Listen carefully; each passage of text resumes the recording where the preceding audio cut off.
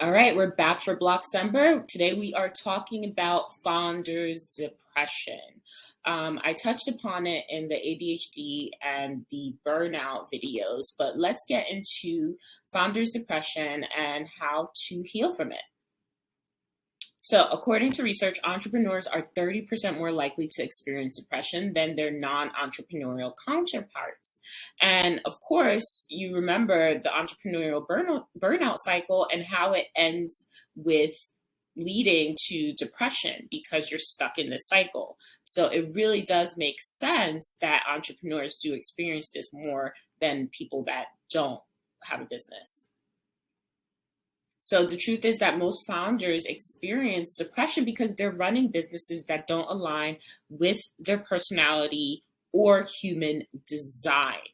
So if you can take a look at, if you visit FWRDinstitute.com, I do have information on how you can look at profiles to complete your profit pathway, because these are questions that I ask my clients when they sign up for sessions, because each person needs a specific type of business model and specific needs to make sure that they're successful in whatever their entrepreneurial endeavors are.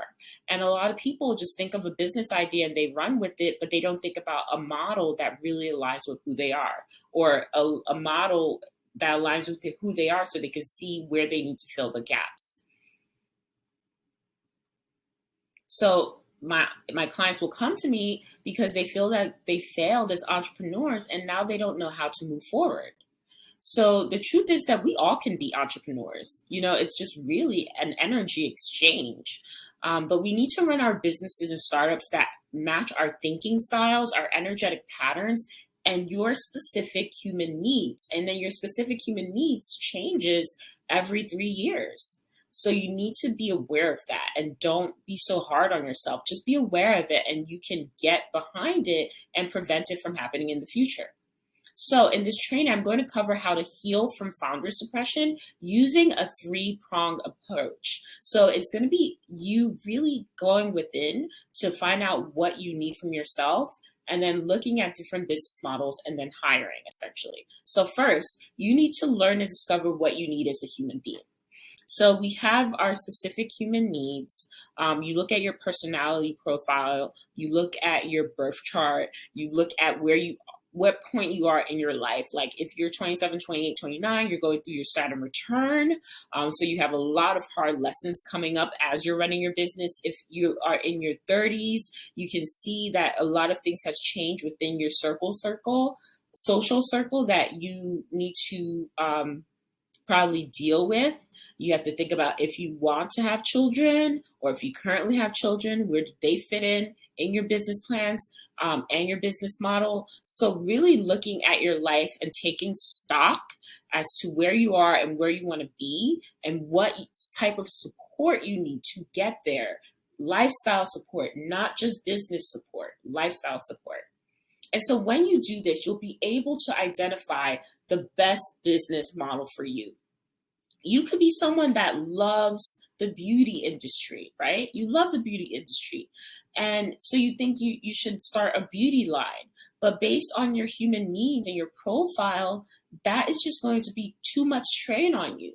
So why don't you create a website that recommends beauty products for specific types of people?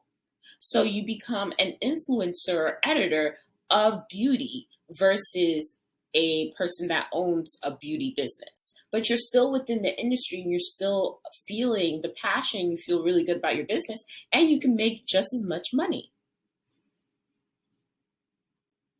3, then once you do this, you'll identify your strengths and weaknesses. So you're not good at, you're visionary, you're not good at planning and organizing, or you're someone with ADHD and you know that once you get something started and you create these systems, there'll be a day in the future where you're going to come up against your executive dysfunction, not be able to handle these things. So you need an operations team and a project manager to take it from there, to run with the systems that you set up. So once you identify your strengths and weaknesses, you can then hire and partner with people who fill in the gaps that can help you strengthen your foundation. So then in the future, you don't feel so alone. You don't feel like you failed, because those are the feelings. Those are the feelings, and that feeling of crowding, that you're backed into a corner, that lead and keep you in a depressive state.